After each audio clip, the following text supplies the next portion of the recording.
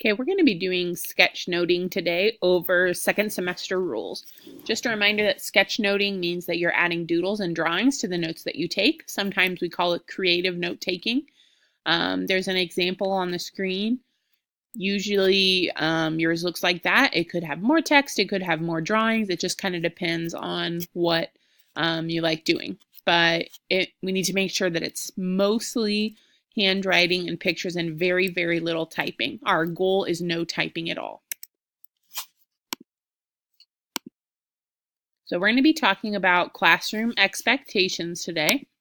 And you may be asking, why are we talking about rules again? I already know the rules. We've already gone over them.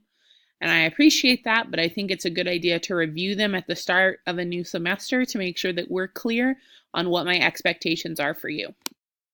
So our first one is we want to be respectful to Miss Nix, classmates, and classroom property. That means that being respectful to me would look like you're listening to my instructions, you're doing what I ask.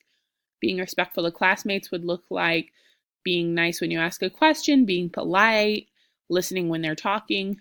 Being respectful to classroom property would look like putting things back where you got them and being gentle with things you borrow. Raise your hand if you need help, know the answer, or have a question. I want to help everyone. I want to make sure you understand what's going on, but we need to make sure that we do it in a way that respects other people's questions too. Sometimes I might not be able to get to you right away. Just have to be patient and I'll help you when I can. Next, we should make sure we keep our hands and feet to ourselves. So, especially with flexible seating, we're in each other's space a lot. And so we just need to make sure that we're respecting other people's space. We're not bothering them. We're not touching their stuff. We're not touching their iPads. A new expectation would be that Bluetooth is always on. So Bluetooth being on your device allows Apple Classroom to work, which is our monitoring program for your iPads.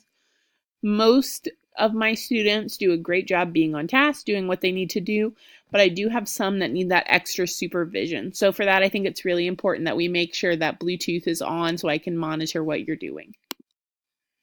Bathroom breaks procedure is pretty similar to all the other classes. You scan the QR code, which is by the door, fill out the form and show it to me. I will hit submit. You can leave your iPad here and you take the bathroom pass with you. It's hanging by the door.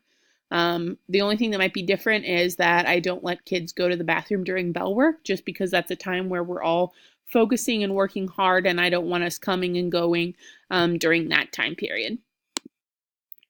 This goes back to being respectful. Do not talk while Mrs. Nix or others are talking or during bell work. So you shouldn't be interrupting. You should be focused on what's going on.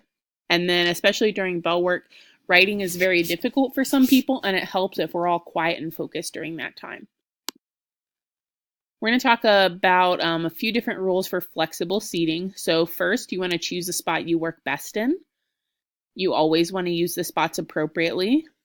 And flexible seating is about choice and responsibility.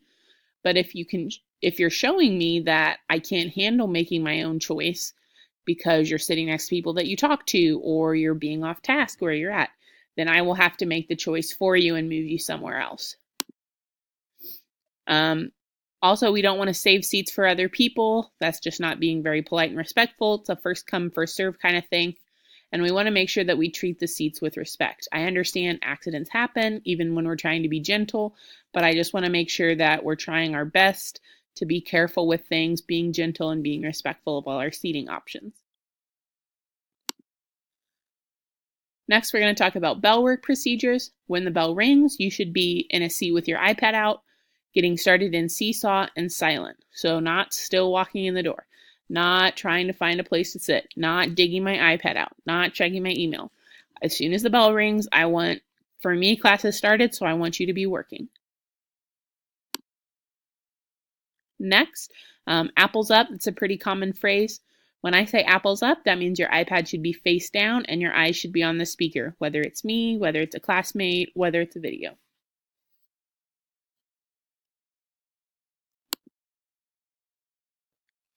Email should only be used when given permission from the teacher. We've talked before about how we shouldn't be emailing friends during class time. Even if you have free time, they might not. So Unless I've given you permission to send an email for some reason, I've asked you to send an email, it shouldn't be something that we're doing. Our last rule is that we'll be using headphones only with permission. I will let you know if that's okay. It will never be during bell work or instructional time because those are times I need you to be focused. So it won't be something we use very often. And we're done. Yay!